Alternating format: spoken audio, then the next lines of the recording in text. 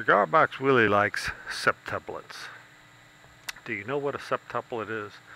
It's a series of 7 notes that are repeated over and over again.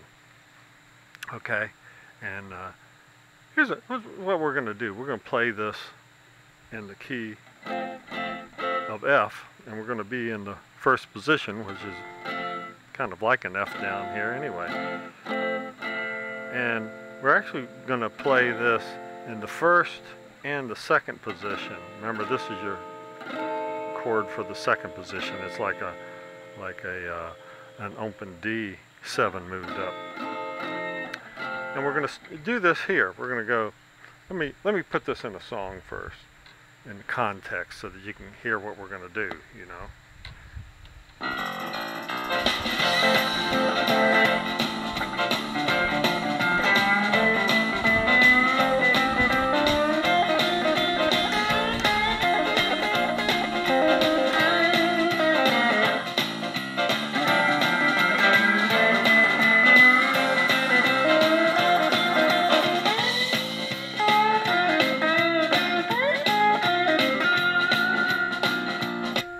Okay, so that's kind of the context of what we're doing.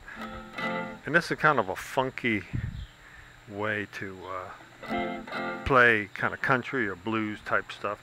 We're going to start up here in the second position of F, right here, on the 3rd and 5th frets. And I'm going to start on the 5th string like this, like that, at the 5th fret. And then the 4th string I'm going to be holding here at the 3rd fret. And let me show you too what the right hand is doing, because that's kind of important. Right hands are always sort of important. And the right hand here, it's a septuplet. That means there's 7 things going on. And so the right hand is just going to be doing pick on downstroke on the 5th string, and then a finger pluck on the 4th string. And we're just going to go, the first 6 notes of the septuplet is that. It's down, finger, down, finger, down, finger. And then for the 7th note, the 7th note is really, well, the 7th note is actually the coolest note of all of these, because what we're doing is we're just going to bend at this point. We're bending the 4th string at the 5th fret. We're bending it a whole step, like that, okay? So, and what we're going to also be doing, I'm visualizing this first position chord. You know, like that note is part of the first position chord. And then this note here, you know, that note is part of the first position chord there, and then that note is part of the first position chord, as is that one. So we're going to go, to recap things here, we're going to go strings 5 and 4 like this,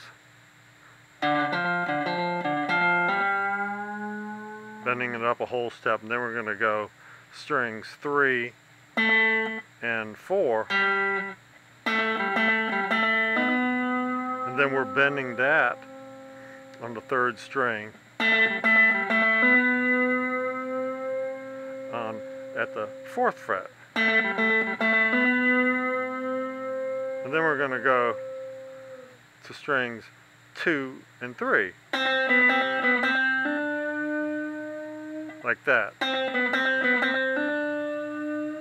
You know, where the 2nd string's at the 1st fret and the 3rd string's at the 4th fret.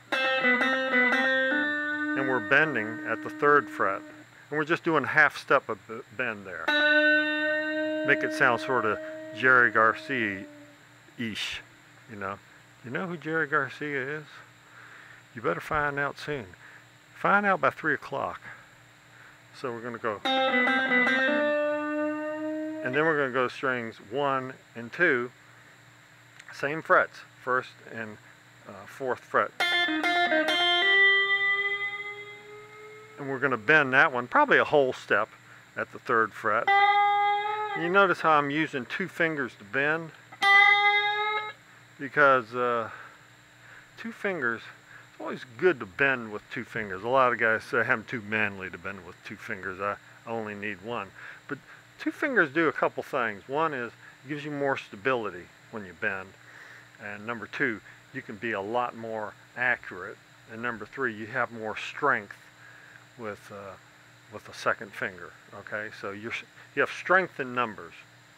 Okay, so if you had 14 fingers, hell, that'd be even better. You know what I mean? So now that you sort of have the idea of this, let's put this in a song and let's just kind of see what happens.